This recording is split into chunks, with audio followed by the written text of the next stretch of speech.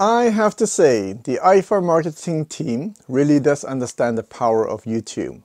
Do a quick search online and you will see many videos on the new Ifi Neo iDsD DAC, as well as many online written reviews. Overall, really positive reviews, and the thing got me scratching my head is, why is there not a lot of interest in this DAC? In the sense that, if you look at the views on Ifi video, relative to other brands like SMSL, Topping, Matrix, there are not a lot of views. It seems like people are not as interested in the Ifi brand when it comes to mid-level DAC. Why? It is too bad because the Ifi Neo is a strong contender. Now, a year ago when I first talked about SMSL, Topping, and Burson DACs, at that time it blew me away because it blurred the line between high-end DAC and affordable DAC.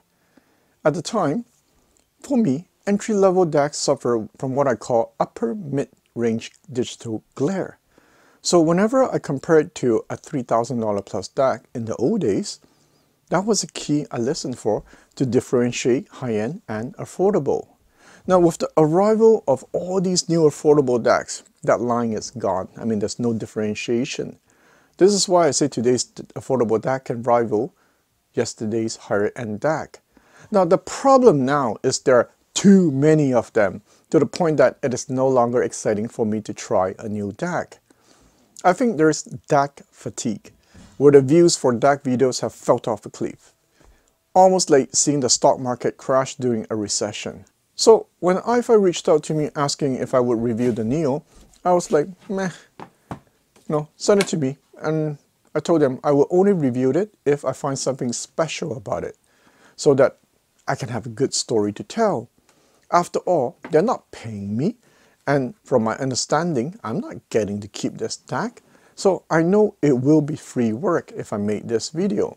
But I would still do it if it brings value to my viewers. A lot of videos I make are free work after all. Like in my last 20 videos, 70% is technically free work. So that is why I really appreciate my Patreon for supporting me. Now, I would start by saying the packaging is amazing. The marketing team is pretty good. If you look at the different boxes that came with it, like for the remote, power supply, you will notice that there are cutouts, holes on top, so you can easily pull it off the main box. I love how when a company pays attention to these little details, and it makes the user experience so much better. Now, given there are gazillion reviews out there already, I'm actually not going to review it, but rather give you something to think about.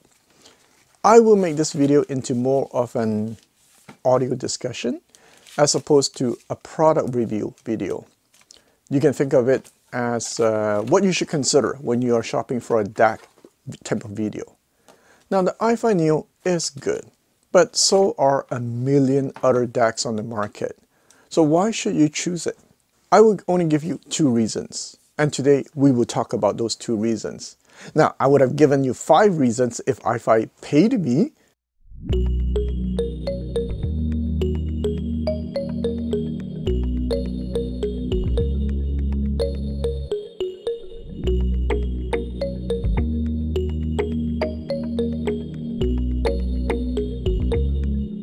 For those who have never heard of this cool looking industrial design Ifi Neo iDsD, this is a DAC. You have the 3 major inputs, optical, coaxial, and USB. You have RCA and XLR output. Now, this is all big whoop. Every DAC and their cousin DAC has these features now. Bluetooth with all the recent codecs, MQA and DSD. Well, try finding one similar price recent DAC that does not have it. No big deal. Now, what is a bit special is that you can put it on your desk vertically. This is a big plus, especially you're going to use it on your desk. The chipset used in the Ifi DAC is also different. Not ESS or AKM, but a Burr Brown chipset. I was curious how this one would sound given, it's more recent and it's only $800. By the way, I like the fact that the power supply is external, so you can upgrade it if you want. Now, if Ifi was smarter, they should have sent me one of their upgraded power supply. I'm just saying. Now, this is the part where I'm going to transition to give you something to think about. If you think about it, there are too many DACs on the market, and choosing one is not easy. When I look at DAC or any gear these days, I look at the forest instead of the tree. You see, we have a tendency to compare DACs like, oh no, this one's more detailed, more dynamic, more whatever. And many reviews I read will go breaking it down to the microscopic level. Fantastic if you're making your final decision. I appreciate all those reviews out there, so it makes my life easier and I can take this video in a different direction. The way I see it is to imagine this line, good enough. Once you cross the good enough line, it is not that important. To say DAC A is more detailed than DAC B does not mean that DAC B is not detailed. It is just sometimes, as a reviewer, I find myself exaggerating the differences, else the video would be boring. Who wants to watch a video where I say, this DAC is 3% more dynamic than this other DAC? Sounds better if I said, holy cow, the differences will blow you away, and then I will omit the part, it will blow you away by 3%. But if you sit back and think about it, the subtle differences are really not that important as much as the big picture. The big picture, in a sense, what is the overall feeling you get when listening to a DAC? I get a lot of emails, and after a while you learn that what people consider the best and what they chase after is different. During summer, I had my audio buddy Mr. Quad help me review all my DACs, and then he built this Excel table and broke down each DAC into different strengths. These are stuff that we audiophiles chase after: soundstage, detail, bass, speed, etc. Here, I'll put it on screen. Interestingly, the Ifi Neo scored the lowest. So your first reaction might be, okay, garbage, next. However, Mr. Quad added a comment that will render this Excel table useless. The truth is, they all sound amazing, and we're just picking it apart for the sake of evaluation. They are all better than just good. Compared to his own $6,000 streamer, he can't say his $6,000 streamer is a clear winner anymore. Here's the most interesting part. Despite scoring the lowest on his Excel file, the Ifi Neo was Mr. Quad's top 3 pick out of all the DACs he has listened to. Because, as he put it, he enjoys listening to music more with it. Mr. Quad top 3 picks, Un S8, Ifi Neo, and then this upcoming Sonus DAC that I'm about to review. Now, relatively speaking, the Ifi Neo is not as analytical as all the other DACs he has tried.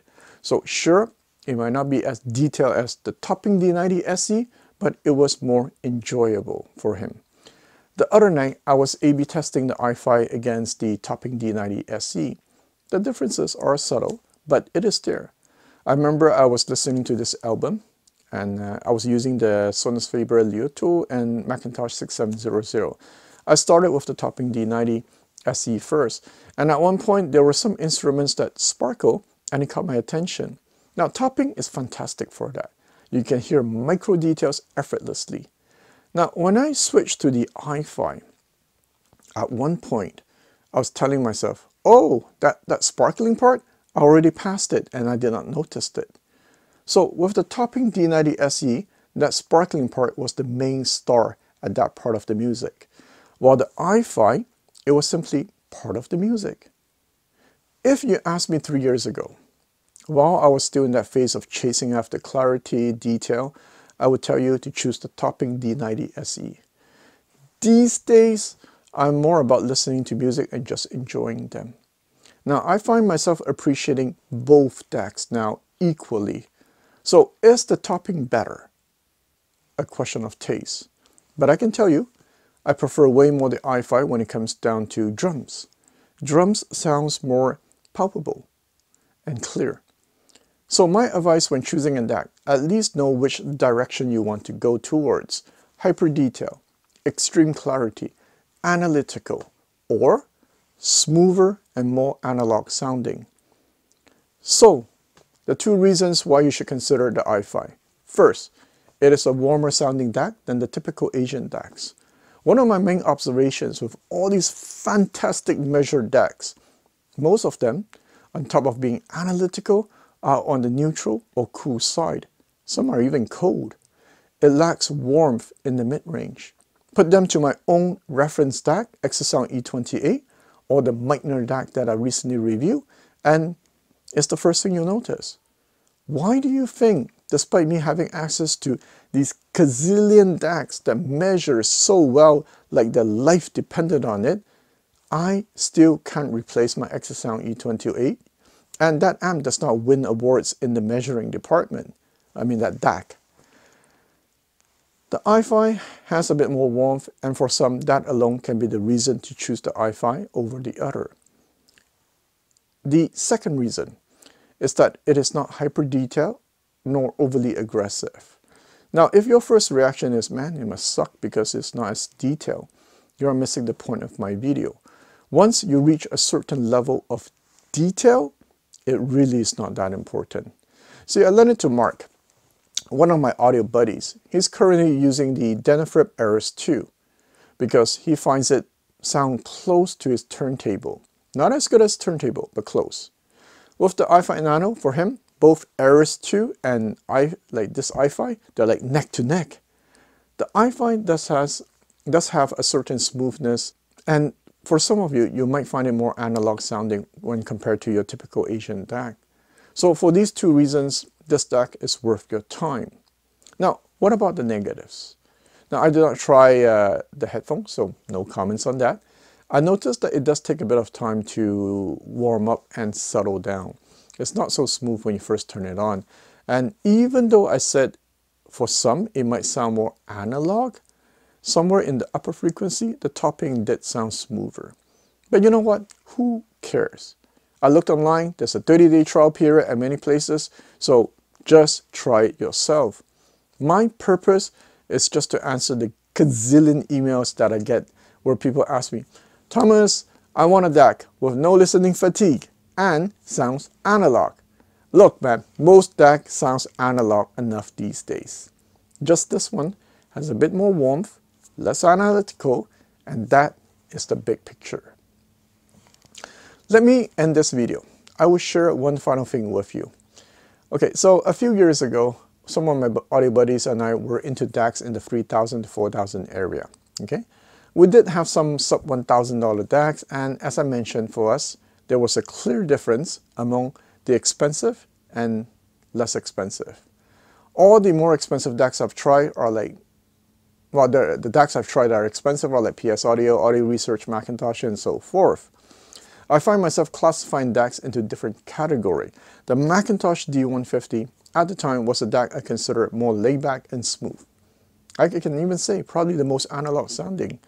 If I have to categorize the Ifi Neo, it would be closer to my Mcintosh D150.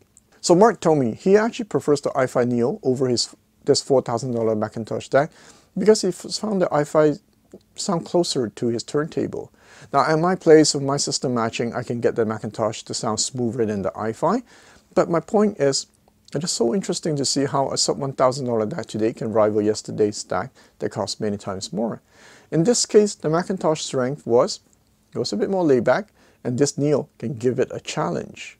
Now, maybe because I own the Mcintosh, so I am biased, so I don't find the Neo as smooth or up to the Mcintosh level, else I'll feel bad for spending a lot of money for nothing. But I also know the Ifi is not far behind the Mcintosh D150. We are living in such incredible times where you can get high performance for so little money. So for those looking for a DAC, and if the strength of what I said today is what you are looking for, you should put it on your audition list.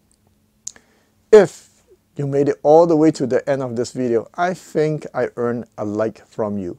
So please go ahead and hit that button now. Alright guys, till next time.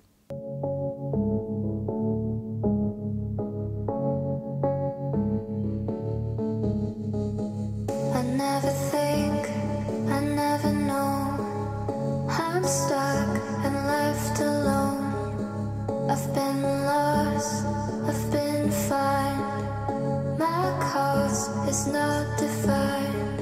Won't you kiss me? Won't you play? Won't you draw me? Ain't no way I could deny you, I could stray. Won't you kiss me?